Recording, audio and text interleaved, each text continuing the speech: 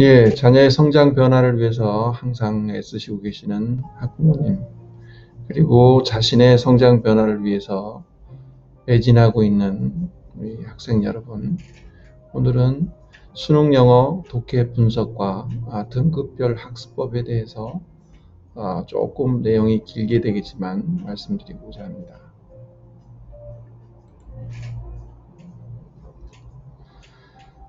수능의 최종 목적은 사고력 측정입니다.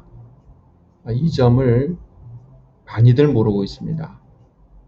예, 모든 과목에 해당하는 거고요. 특히 영어도 사고력 측정에 그 최종 목적이 있다고 다 명기가 되어 있습니다. 수능 영어 교과과정 평가원의 출제위원회 고민은 따라서 사고력 독해 문제를 어떻게 골라낼까라는 것을 하고 있는 겁니다. 예, 사람들이 글 읽기를 하는 데는 여러 가지가 있죠. 시험 대비를 위해서 하기도 하고, 지식 습득을 위해서 하기도 하고, 재미나 교양을 위해서도 글 읽기를 사람들이 하고 있죠. 그런데 수능 독해는 문제 유형에 따라서 답을 내기 위한 글 읽기입니다. 그래서 그 문제에 따라서 사고를 어떻게 해 나가서 답을 내는가라는 문제인 것이죠.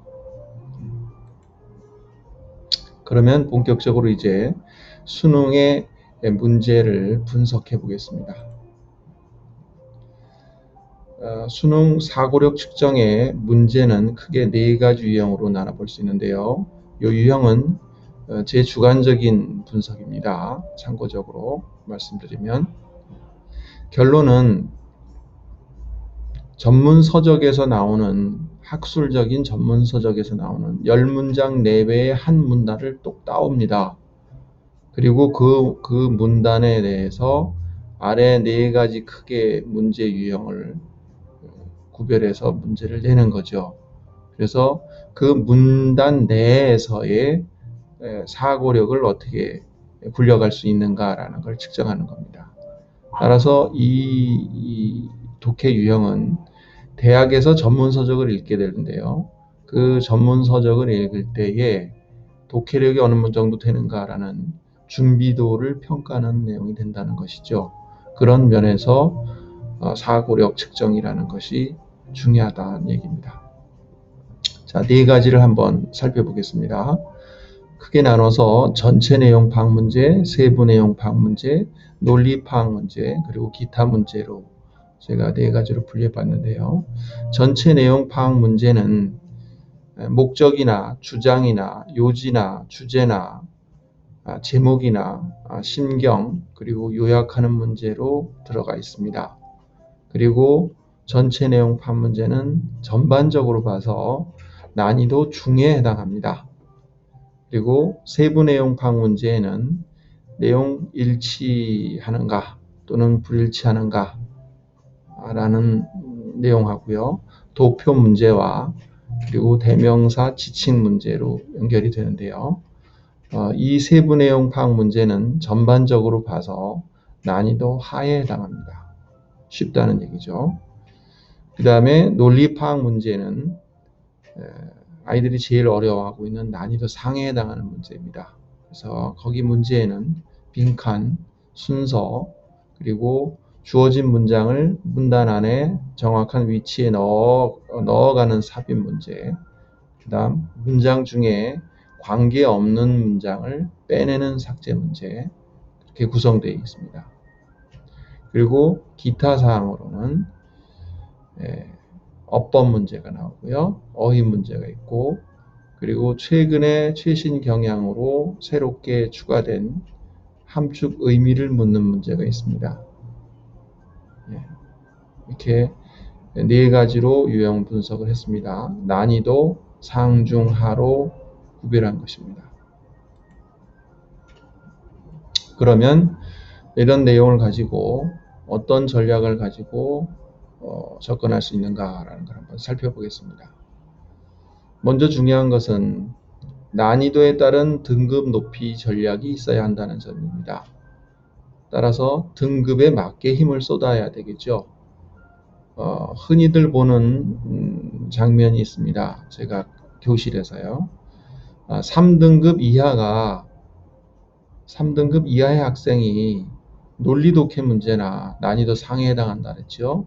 또는 어법 문제에 매달리고 있는 것은 상당히 어리석은 공부법입니다. 결론적으로 말씀드려서 듣기 문제에서도 좀 어려운 문제가 한 문제 있을 수 있겠죠.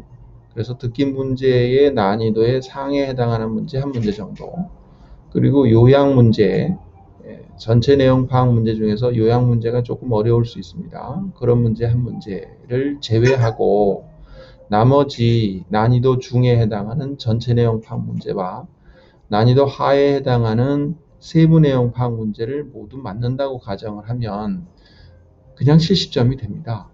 3등급이죠. 그러니까 이렇게 난이도에 따라서 자기 등급에 따라서 등급 높이기 전략이 다 거기에 맞게 짜져야 된다는 얘기입니다. 조금 더 들어가 볼까요? 전략에 관해서. 그래서 등급별 전략을 말씀드렸는데요. 3등급을 기준으로 놨죠. 제가 3등급을 맞을 수 있는 범위를 얘기를 드렸고요. 그래서 3등급이 공부를 노력해야 되는 내용은 센텐스 센스와 패러그래프 센스에 대해서 말씀드렸는데요. 센텐스 센스라는 것은 문단 내에서 첫 문장, 두 번째 문장을 읽으면서 바로 주제를 파악할 수 있는 능력입니다. 그리고 패러그래프 센스는 문단의 흐름이 지금 어떻게 흘러가고 있다라는 감각을 가지는 겁니다. 3등급은 이런 감각에 치중해서 공부할 필요가 있고요. 그 다음에 4등급 이하의 학생은 듣기 문제나 전체 내용 파악 문제에 집중해야 됩니다. 난이도 중 이상의 중이나 상에 해당하는 문제로 너무 시간을 투자하는 것은 효율적이고 자신감도 자꾸 떨어집니다. 그래서 듣기 문제에서 실수나 졸음을 없애야 되고요. 세부 내용 파악 문제의 풀이 시간을 자꾸 줄여나가야 됩니다. 정답을 맞추는 것뿐만 아니라 시간이 줄어져야 됩니다.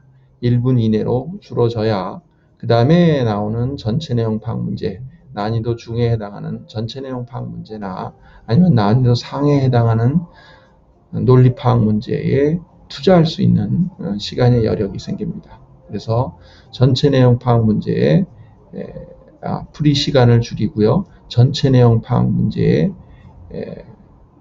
힌트를 빨리빨리 찾아낼 수 있는, 그리고 여기에 관련된 제 동영상은 수능 4, 5등급 학습법에 다시 또 담겨 있습니다. 참고해 주시고요. 세 번째로 2등급 이상의 학생은 높은 등급이지만 여전히 불안한 상태입니다. 1등급을 유지하는가, 2등급에서 1등급을 올라가는가 라는 게 쉽지 않죠. 그래서 논리 독해력을 늘리는데 치중해야 됩니다. 그러려면 학술적인 글 읽기, 그러니까 개념적이고 좀 내용이 어려운 학술적인 글 읽기에 좀 친해져야 되고요. 그 다음에 한 문단 내에서의 논리 흐름 파악을 잘 정리해 나가야 됩니다. 여기는 한 번만 읽어갖고는 안 되고요. 여러 번 통독해서 읽는 것을 저는 추천드립니다. 마찬가지 2등급 이상의 1등급 학습법이라는 제 동영상을 참고하시면 되겠습니다. 자, 그러면 해결책에 대해서 몇 가지 정리해 보겠습니다. 전체 등급에서 유용한 독해법을 두 가지로 제시해 드렸는데요. 첫 번째는 글의 요지 부분에 표시하면서 읽기입니다. 대부분의 학생들이 그냥 읽습니다. 또는 전체 내용을 밑줄 긋으면서 읽는 학생들이 있습니다. 저는 비추고요. 첫 번째, 두 번째 문장을 읽으면서 글의 요지가 뭔가라는 게 파악이 되면 난이도 하에 해당합니다. 아니면 중간 부분이나 마지막까지 읽어서 파악이 되면 난이도 중상이 되겠죠. 여튼 자기가 글을 읽다가 이 사람이 지금 뭐에 대해서 얘기하고 있구나 라는 감이 얻어지면 그게 바로 글의 요지인데요. 그 요지가 파악되자마자 더 이상 읽어내려가지 말고요. 선택지를 읽어서 1, 2, 3, 4, 5번의 선택지 중에 적게는 한두 개, 많게는 세 개, 이거를 소거할 수가 있습니다. 내가 이 글의 요지가 뭐다라는 게 파악이 됐으면 전혀 엉뚱한 선택지가 있다는 얘기죠. 그래서 그런 소거법을 사용해서 글을 좀 빠르게 문제를 풀어나가는, 그래서 시간을 난이도 중하 문제에서는 단축하는 데에 전략이 있어야 되고요. 두 번째의 전체 등급에서 유용한 학습법, 독해법으로는 우리말로 요약하는 겁니다. 반드시 우리말로 하는 게 좋고요. 요약하기 습관이 들어야 됩니다. 한두 번 해갖고는 안 되고요. 습관이 들어서 글을 읽을 때에 요약하려고 하는 마음이 들어야 요약하기 습관이 드는 겁니다. 이게 바로 사고력 발달에 저는 직접적으로 영향을 미친다고 생각하는데요. 글을 그냥 뛰어들어서 그냥 쭉 읽어 내려가는 게 아니라 요약하려고 하는 관점에서 글을 읽어 나가게 됩니다. 습관이 생기면요. 그래서 뭘 말하는 거야? 또는 어떻게 요약할까? 라는 거를 생각하면서 읽게 된다는 점이죠. 바로 사고력입니다. 그리고 수능에서 얘기하는 그 문단 내에서의 사고력 발달입니다. 몇 가지로 요약을 드리고요. 정리해 드리겠습니다. 첫 번째는 수능 독해는 문단 내에서의 사고력을 측정하는 거다라는 거 잊지 마시고요. 그 다음에 등급별로 다 학습 전략에 따른 학습 방법이 있다라는 점.